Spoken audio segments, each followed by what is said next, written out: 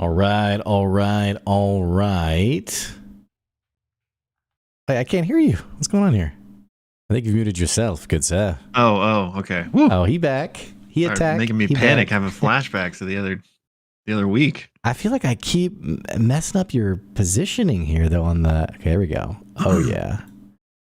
Oh yeah, she a beaut. Look at her. My camera, it'll just naturally kind of shift with my desk's movement. So no worries. I think I got a little bit different. I got a little tweak here, a little tweak there. You know. Okay, I think it looks good. Hello, everybody. Right. Welcome to our weekly wrap-up, a little Pixelbits live action today. I hope you are all doing well. My friend Will, how are you today? Good, man. We got some beautiful snow in our neck of the woods today. So that just started off my day great, you know? I know, and I was up till 2:30 in the morning, and my wife woke me up at 6. She had said we were going to get a dusting. It wasn't a dusting. It was 3 inches. Yeah, we got a few inches, yeah. Yeah. But then I'm kind of a sucker. I'm kind of a sappy guy. And so she was like, my son is about to be 2 and he's never been out in the snow. And so she was like, I'm going to take him out in the snow. You want to see? So it was 6 in the morning. So I was like, I'm so tired. But he didn't like it. As most 2-year-olds don't. Yeah, so. It's just cold and wet. That's actually what he said. He kept saying cold. Please let me go inside. Yeah. He's banging on the glass of the window. You're having a great time. But it's actually, it's all melted though. How about that? I know. Depressing. So it was nice this morning, but I had a meeting this morning that got canceled, and I know the schools got closed. You guys, if you're not from our neck of the woods, I don't know how it is in your area, but we tend to panic when there's snow. So all the snow is gone, it's all melted, and yet everything closed today. So it's kind of how it goes, I guess, around here. Yeah, it's sorry, I had to fix my headset. Yeah, I know some people that I had a buddy that lived in Maine, and they would get 3 feet and school would still be in session. Yeah. Not here. Yeah. I remember when I lived in Houston, when I was a teacher, which Houston, I don't know if this is still the case, but Houston ISD, I think was the 6th biggest district in the country. And it was maybe a Wednesday, and they were it might snow on Friday. So they shut down the whole school district because it might snow on Friday. What? That's crazy. And then it didn't snow. They still just had it shut down? Yeah. Oh. So, because that big of an operation, they got to have all the buses and stuff. And yeah, so. Yeah, that makes sense. But anyway, well, yeah, if you haven't joined our live stream before, this is kind of the time where we just want to set aside half an hour every week just to kind of hang out with you all and chat about Critical Role, Worlds Beyond, D&D. If you love D&D or you have questions around D&D or DMing or what have you, We wanted just to have a time where we can kind of hang out, throw on some questions, some ideas, some content with one another. And then after about half an hour, we'll close up shop and come back next week, I guess. Yeah. So, first things first, did you watch Candela last night? No, I didn't. Because I still haven't seen the first episode of this chapter. I don't remember what I was doing. I guess it was Thanksgiving or around or not. It was around there. So I think I was just busy and I haven't had a chance to go back and watch that one. So I didn't want to watch last night's, obviously. This cast has me the most excited than the other ones, even though the other ones looked great. Yet I still haven't watched it. Well, I plan on it, so maybe we could even make like a little late watch party for those of us that. Yeah. And obviously, if you've already watched it, you're welcome to join as well. But for those of us that missed it, like us. Yeah, Guy said, I've heard a rumor that Houston only has like 6 snowplows for the whole city. Is that real? I would be surprised if they even have 6, just to be honest. I'd be shocked if they even had 6. So they don't really have anything, honest. They might have like one of those trucks that like shoot the salt out the back. You know, they sometimes they like, you know, when it's gonna get really bad, sometimes those trucks come around. Yeah. But that's probably the most that they have. So I just saw your poll in the chat. Yeah. I hope it's not late 2024, 25, man. But I mean, it is kind of weird that we haven't heard anything still. Yeah, so we put up this poll in the chat. When are we going to see Legend of Vox Machina Season 3? Right now, fall of 2024. So later this year is leading, which I didn't expect it to be that late in the year, but we've gotten no news, oddly enough. Yeah. I feel like it has to be related to the strikes that were going on. Yeah, maybe something related to like post-production on the show or something, because like didn't they have all the voice lines recorded already?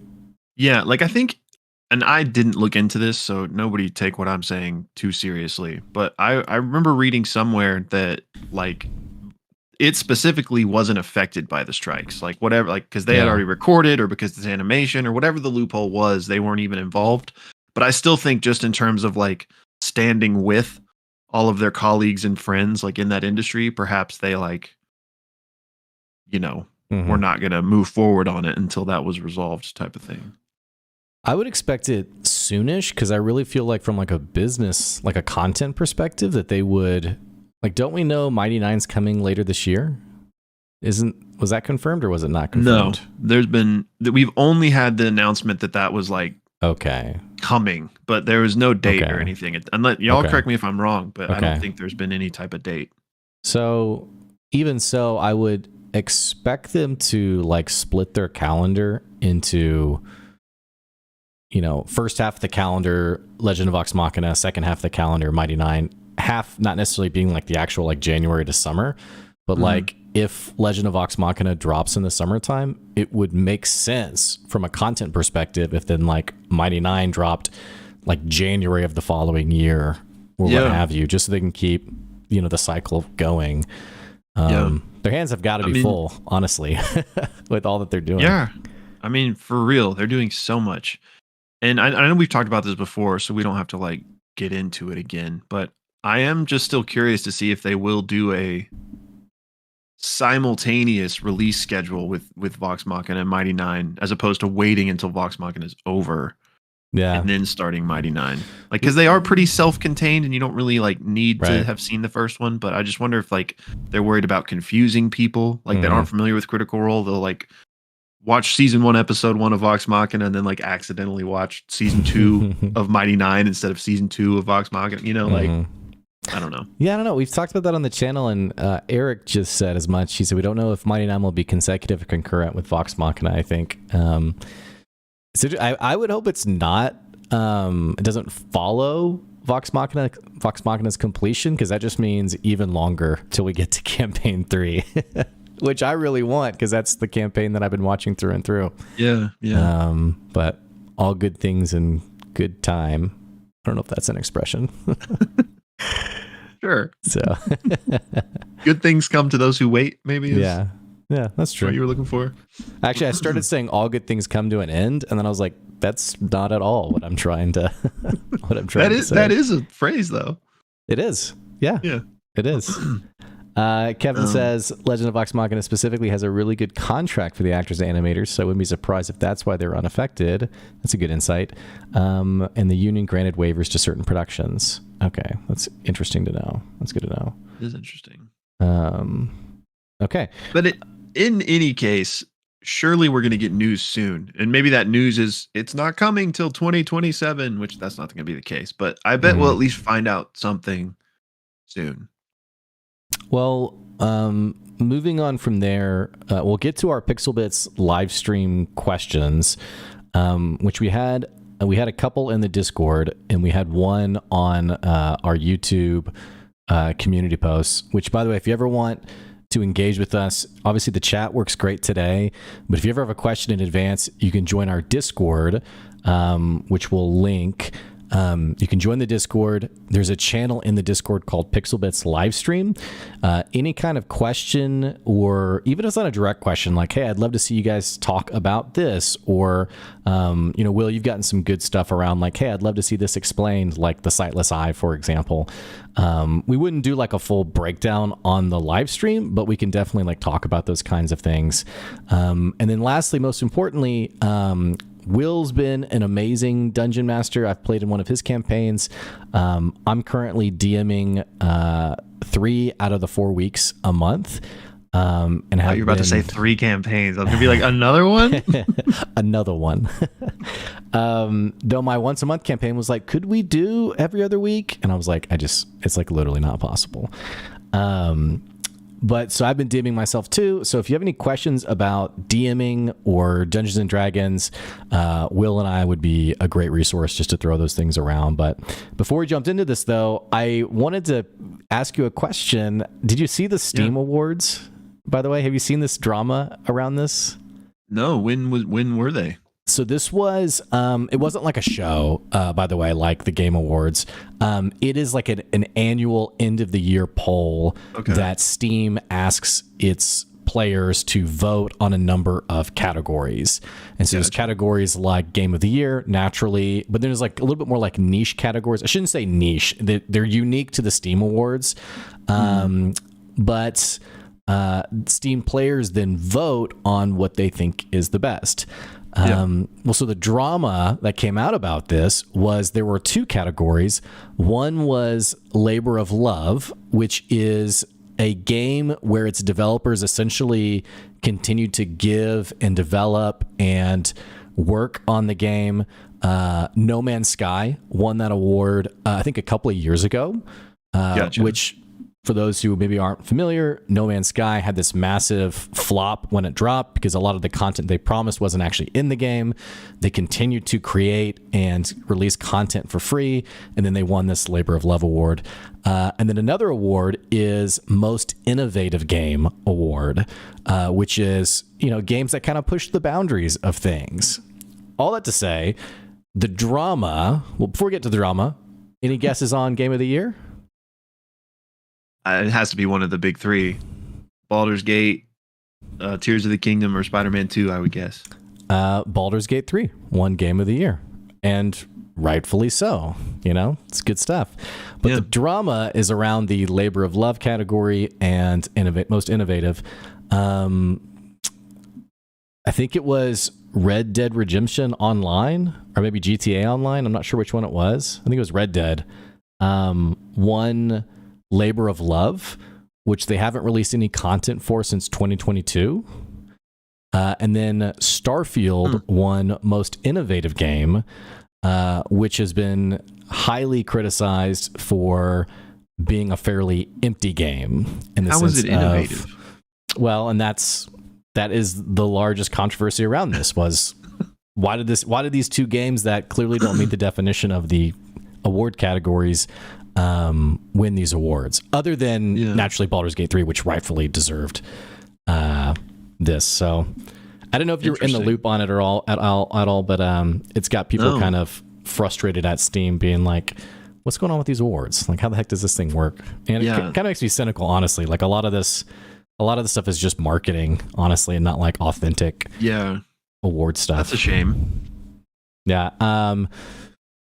Alita said, LOL, Starfield was Skyrim in space. It's 11 years old. That's a pretty good Yeah, criticism. that's why I was like, honestly. innovative. So Been cranking out the same thing for a decade. we still need to play Baldur's Gate 3. No, man. I really am greased up to play now with my Steam Deck too, because I can just play it anywhere, you know? Yeah. You still liking that? Yeah. I am. That's cool. It's pretty. We don't have to get into it right now, but like aside from like ultra hardcore try hard parsing, like I think you could do anything you wanted to on. I just conceptually can't understand. I know I've told you this. I just can't even understand it. I just envision like a Game Boy or like my Switch, which it's like my Switch. I'm so frustrated playing other games that are on from my PC where like it just wasn't. It's not intuitive, I guess, or it's not as like flexible. But from what I understand, that's not the case with the Steam Deck. That it's actually pretty cool how easy it is to play stuff. With Steam games, a lot of them have been like designed to work with it. But for something like WoW, you definitely need that. There's an add-on that's called like console port. So it's an add-on, has nothing to do with Steam Deck, but lets you be able to play with a controller, or in this case with the Steam Deck. And it's pretty intuitive. It's pretty cool. I'll have to show you next time we're in person. There like a excuse me, like a mod community? Like, are people like, hey, if you love WoW, I created the console port for you to check out? Or is this stuff all like official? No, it's just like community, like open source. Yeah. Like add-ons. Yeah. Just like any other add-on, basically. Yeah, it's pretty cool. Yeah. So, yeah. I mean, like I said, you can't like chatting on it is kind of annoying, but that like in-game chat, but that's not like the biggest deal. Yeah. Guy says you should live stream your plays for Baldur's Gate. It is D&D related. We did play the intro we talked about this together, but then we never played it again. We've just both been so busy. I feel like part of me would want to do like the hardest difficulty and like put our like D&D brains together to like work through. You say lowest or highest? The highest. Okay. But then I'd be worried we get stuck like on the first encounter, and then like I'm mad at you, you're annoyed at me. People are watching, they're like, these guys have been stuck for 2 hours on the first encounter, like I just don't know. That'd be fun though. I mean, yeah. Is it the type of game where you pick at the beginning and then your difficulty's set, or is it you can like change it whenever? I don't know. Honestly. I don't know either. But if it's the latter, we could like, just keep it in flux if it ever got to that type of situation. We say we're going to like continuously like move it up and down, and then like 2 hours in, we're on the easiest difficulty and it never changes again. So but no, we've talked about that. We don't, we obviously haven't done it, but we talked about potentially like if we wanted to play Baldur's Gate through together. So we were like, if we do this, we could stream it on the channel, not, so it's good to hear that would be something. We'd have to decide would be interested in if we'd stream it on this channel or on our gaming channel. Because I mean, it is D&D related, but we have this Pixelbits gaming channel, which we haven't really done anything with. But yeah, I don't know. From like a YouTube business perspective, I'm like, do we keep things like in their contained areas, or we've talked about it. We have no idea. So yeah, I didn't even think about that. It's a good point. Plus Twitch, but I guess you could. True. I think you. I don't know. I don't understand the rules anymore. I've been kind of out of the loop, but I'm not sure if you're like technically allowed to multi-stream or not. You can. Used to not be able to. Well, maybe you have to be a certain size to do it. I'm not sure. Anyway, let's get to some of the questions from the Discord. Larissa said, many of Dimension 20's seasons are a sort of mashup of two big ideas. A Crown of Candy is Game of Thrones meet Candyland. Mentopolis is Inside Out meets Noir, etc. What two concepts, genres, or ideas would you like to see mashed up for a season of Dimension 20? Have you thought about this question at all yet?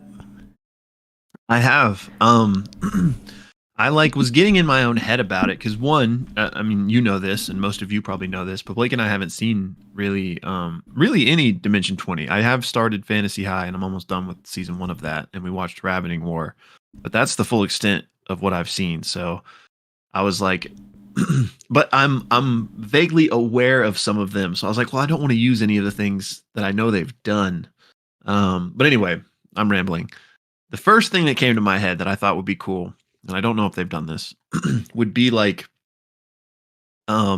Clue or like Knives Out, like a murder mystery kind of event. Like, so I don't know, like that's not necessarily like a 25 episode D&D campaign. Maybe it would be like one of the side quests that they do.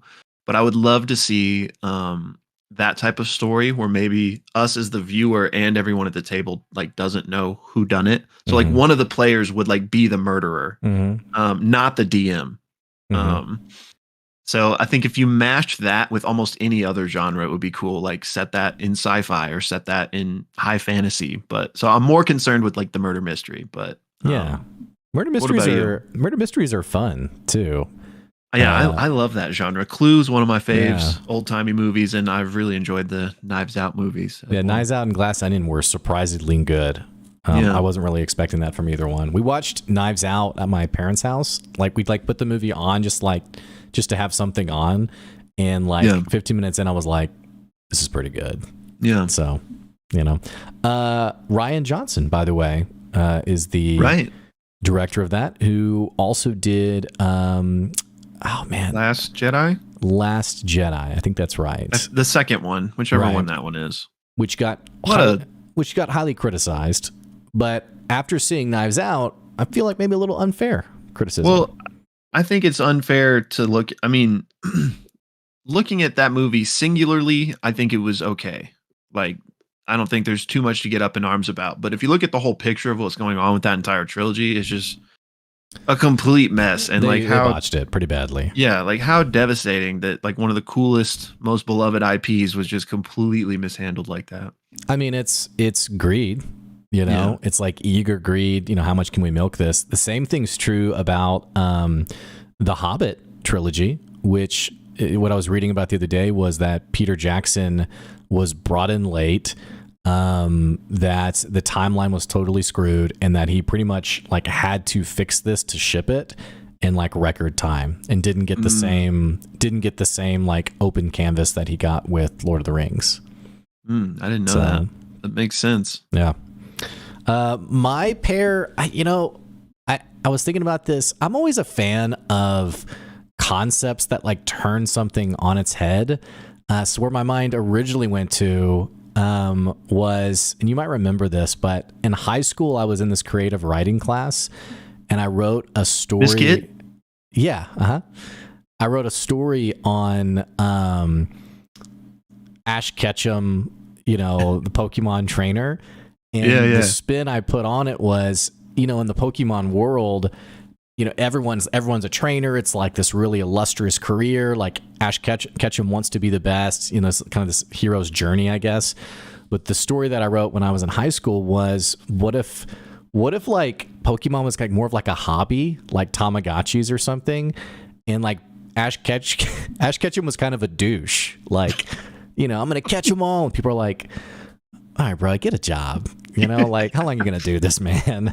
I had like Brock, who's a character in the show or in the story, Brock being like the neighbor who's kind of like man, like you probably need to like do something with your life. And so all that to say, where I went to was, it wasn't like that as D&D, but this is such a non-answer, by the way, but I just thought of like, what would be a cool setting that like takes something we're all used to and like puts like the D&D framework around it. And it's like different from how I'm kind of rambling, honestly, but I don't know where I go with it, but something like that maybe. So yeah, kind of like you want to be an adventurer, but everybody's like, grow up, like that. Yeah, like that's not a real thing, kind of thing. Yeah, maybe, I don't know. Okay. So yeah, here's my non-answer, I guess.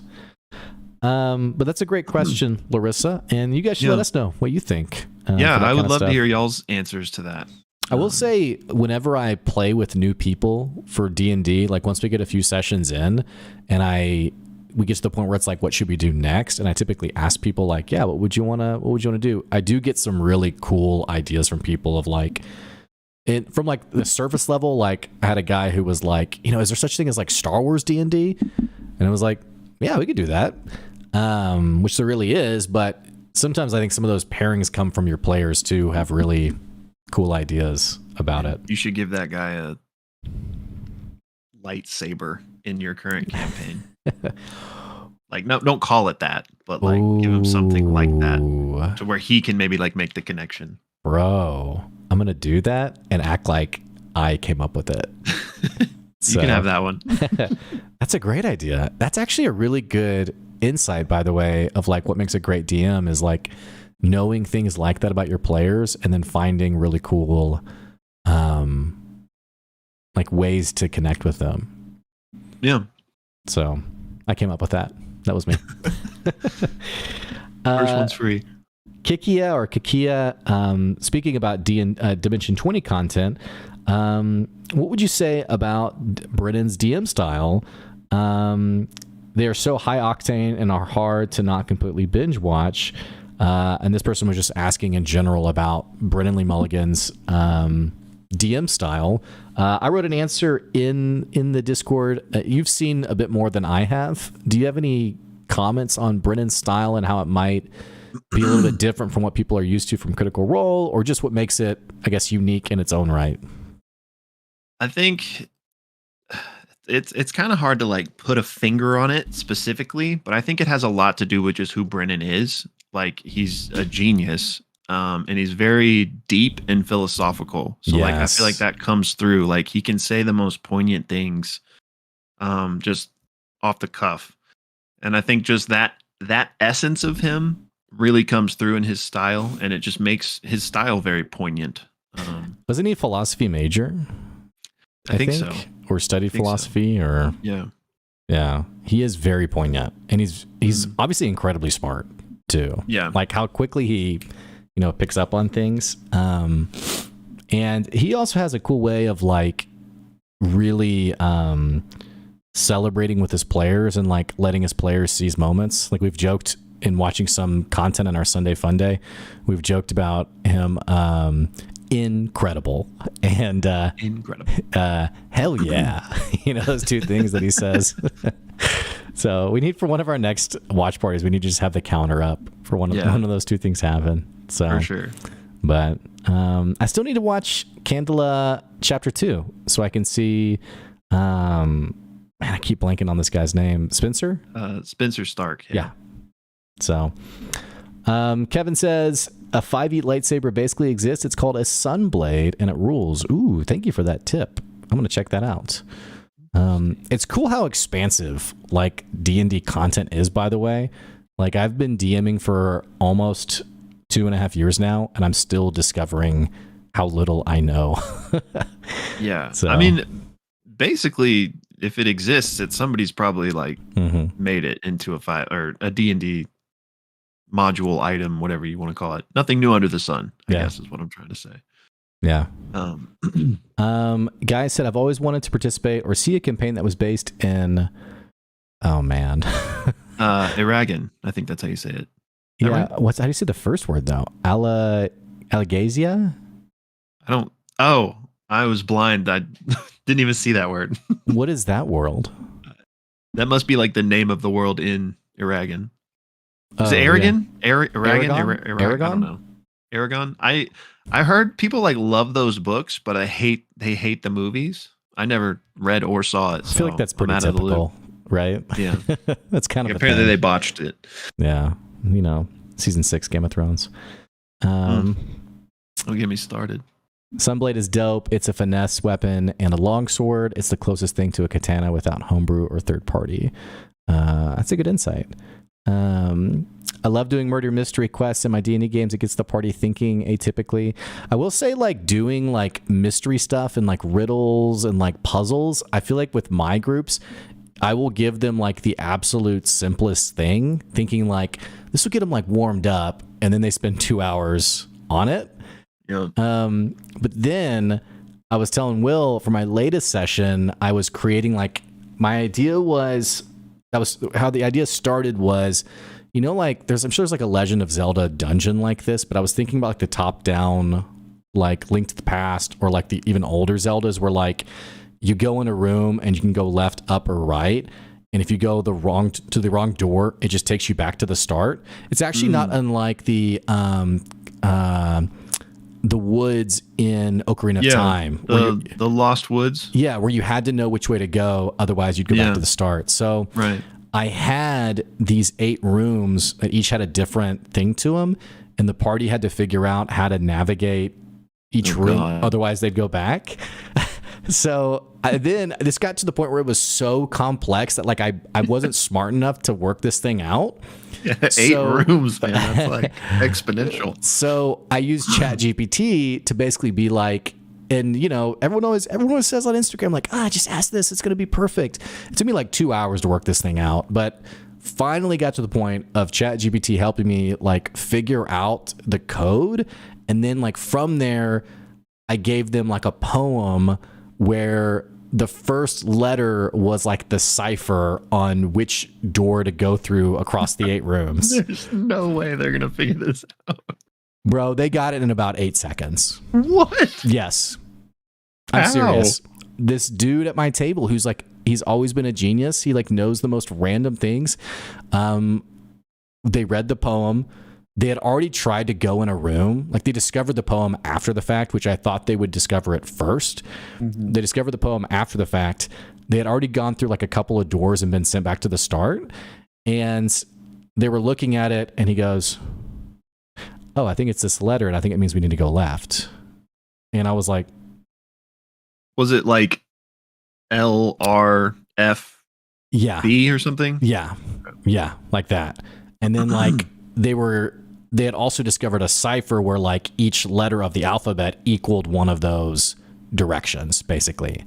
So he was like, I think it's the first letter. And yeah, if we look, okay, yeah, so that would be left. And like, it was literally like a 10-second span. And I was just like, I've planned 45 minutes of this. And they were through it in about 5 minutes. So honestly, that's better than the alternative. It is. Of like sitting there for like the entire session, just like banging their heads against the table. And I've been, but that's hilarious. I've been a player in those situations too, where like the DM's given a riddle, and then after about an hour, the DM's like angrily rereading the riddle, you know, and like emphasizing words. I was even in a session where the DM was doing that, and he was like, you know, use the light above you, and then we were quiet, and then I was like, his name's Joe, and I go, Joe, I'm gonna be honest, I'm totally lost. I have that does not help me at all. I have no clue. I do not know. So I think he finally just felt bad and shared it with us. So anyway, but anywho, yeah. So murder mystery would be fun, but I don't know if my players could do it. But that's So not to spend more time on this, but that's why I think it would have to be like a shorter thing where again, it's not the DM who's the murderer. Mm-hmm. So like this would all have to be like pre-planned and I don't know. So like there would obviously be like murder mystery one shot. Yeah. Maybe it would be best served as just a singular sesh. Someone else asked, and their name is italicized. Let's see if I can see. I think this is Tori. Yeah, Tori asked, "How do you keep going with y'all's content?" Oh yeah, I saw this.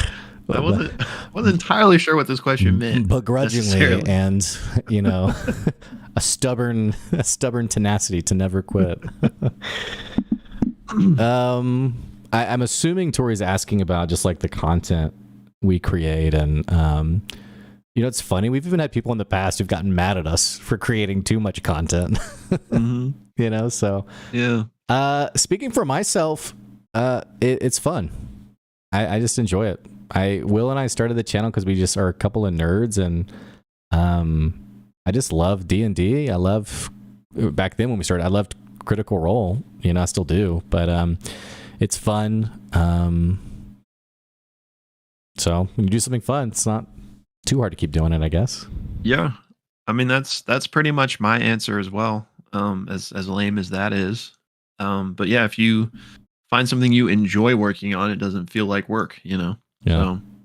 So, it's not to say that it's not, like creatively challenging. Like not to speak for you, Will, but I know there's times for me like where I have like a vision in my mind of content I want to create, but then like the actual mechanics of like opening the video software and like you get like 45 minutes into something and like things are just like you made a mistake somewhere and you deleted a track you didn't mean to, but you didn't realize you deleted it until 30 minutes later, so you can't actually go backwards to undo it. So there's definitely like a very tedious element to it that's very tiring. And then also, there's also like the real world responsibilities of like bills and things like that. And so like best case scenario, I would just do pixelless content all day.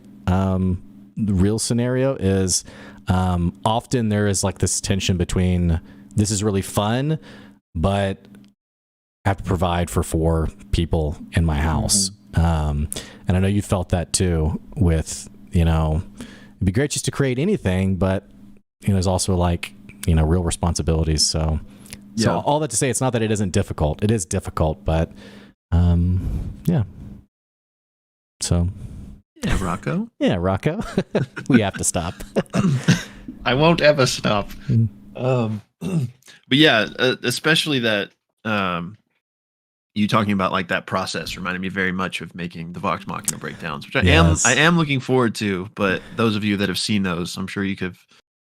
Yeah. Unfortunately, bared witness to my awful video editing skills, and just trying to figure all that out is definitely. The not fun part, but it is kind of fun at the same time. Yeah, you finally finish the video and then it gets flagged. Yeah. And you're just my gosh, the first one I ever made was such a terrible process. And then you like put up like 8 different versions and they all get flagged and like different sections get flagged. And you're just like, this 8-minute video has taken me all day. I think you typically disappear for a couple of weeks into your editing room.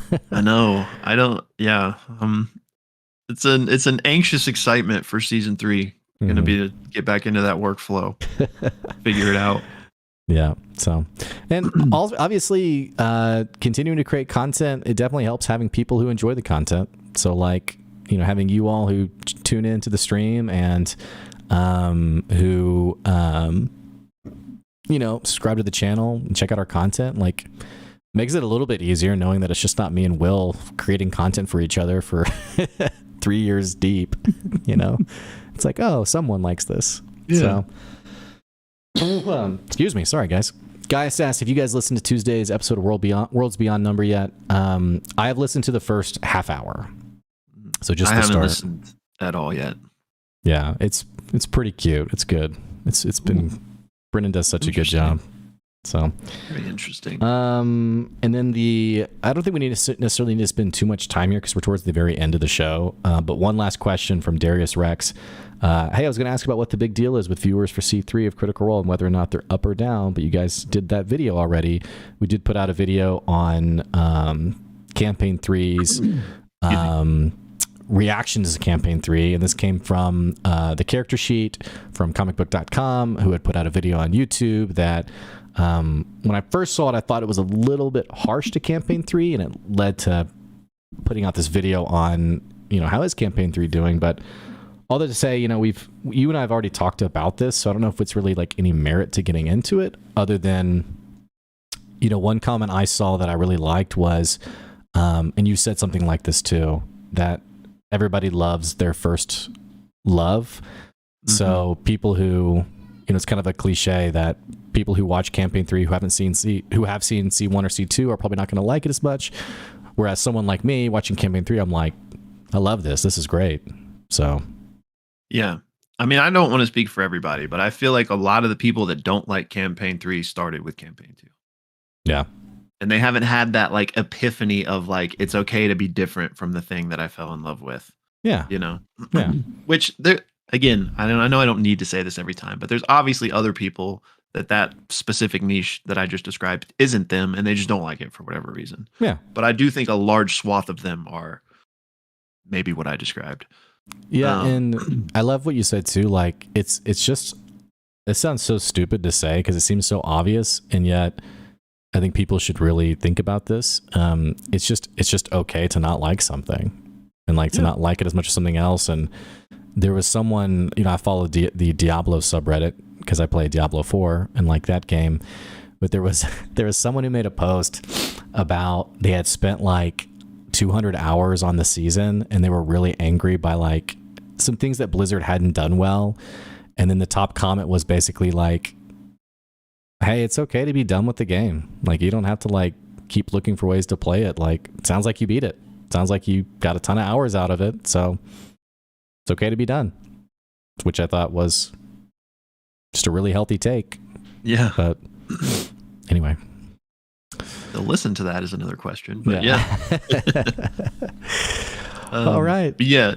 I don't want to get into this, so maybe I shouldn't say it. But the thing that just annoys me about the people that do say like campaign 3 sucks and stuff is that they like present these things as fact that are definitely not. Like, oh, like the story is terrible, or like the party, like they don't have any inter-party dynamics. Like none of them have interesting backstories, and it's like, what do you like? You just haven't watched. Yeah, I saw a comment that was, it was like, there's way more guest characters in this campaign than there's ever been in a campaign before, which I don't know if that's true, but I was also thinking about it, and I was like, there's been like 5, maybe 6. Yeah, I mean that's probably again a C2 person, because there were less in C2 because of the pandemic. Oh yeah, okay. But there were a decent amount in C1, so I'd be interested to see if C3 does indeed have more or not. But yeah, there is one more question. I don't know if you saw this or not. No, I don't think I did. It was on our YouTube post from Dr. Hoovian. They say, "Hey there, what races are best for new D&D players, and what's something that you shouldn't do?" I'll go ahead and give my 2 cents because they're going to be quick on this. I've only ever created one D&D character in my whole life. Other than that, I've DM'd, but on the whole, I just haven't really even played that much D&D. So I'm not going to be the best here. But I would say that, I mean, if you're playing like a min-maxy campaign, then obviously maybe this does matter to some extent. But for my play style and how I've always looked at it, like I just go for like the cool RP or what I think is going to make my character cool for what I've envisioned them to be. So like, I've never been the type to look at like, oh, these 3 races suck because like their feats and their traits aren't good. Like that's just not how I look at it. Some people definitely do, and I'm not saying there's anything wrong with that.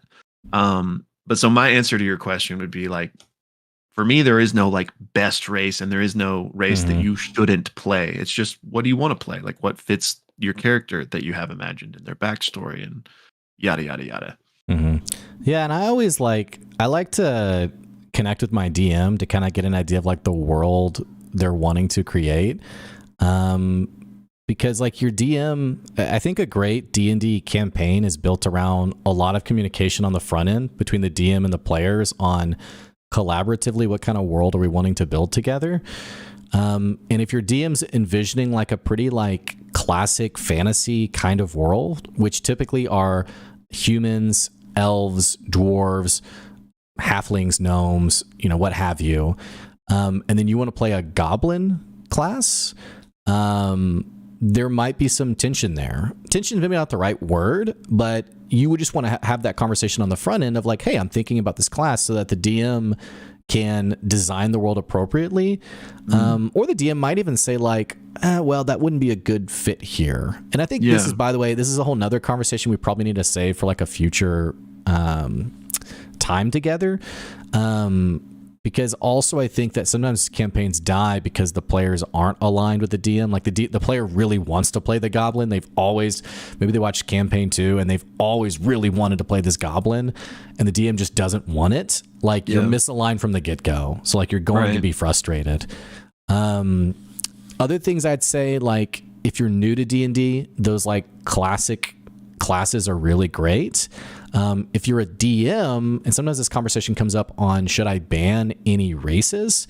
If you're a newer DM, you might not allow is it Aarakocra classes that can fly, for example, like things that would create like a larger design space that you have to control and worry about. Only if you're a new DM, because that might cause you to panic when like your player's like, they're level 1, they're like, all right, yeah, I'm going to just, take off and like circle the area, and you're like, what do I do? You're flying. Oh my gosh. Oh no. So, that kind of stuff can be kind of helpful, but I don't know. No, that's a really great point and great advice. It really just boils down to your table. So like, I would say there's nothing you shouldn't do unless like that goes against what unless you're like in stark contrast to your DM or the other players at the table, because everybody wants to have a good time and be on the same page with things. Like you were mentioning with like one person picking like an evil race and like tormenting the party the whole time. Like that's probably not going to be a good idea unless you guys have all like agreed upon that. Yeah. So. And Will's referencing a player I had who asked basically that. They were like, I want to be like against the party the whole time. And I was just like, I don't. And everyone else was new. And I was like, I just don't see that working. Yeah. And this is another like separate conversation we probably need to have at some point with you all. But I've always been a fan of the answer yes, either yes and or yes but, in the sense of, you know, you can really find like your biggest inspiration from your players. So when a player comes to you with an idea that's like at first maybe nonsensical, answering with yes, but let's think about how that might work with the party. So like my player wanted to be this like roguish character kind of against the party, and I said, yes, I love that archetype, but let's think about like the dynamics of engaging with everyone and like how that would be a little bit challenging. And then the other side of that is yes, and like maybe they're not considering something like yes, and here's this other city I was envisioning. What if your character was from there? Like a lot of this can be kind of collaborative, and I think a lot of DMs get kind of burnt out because they treat it's like it all has to come from me instead of realizing that your players might have some of the most interesting ideas.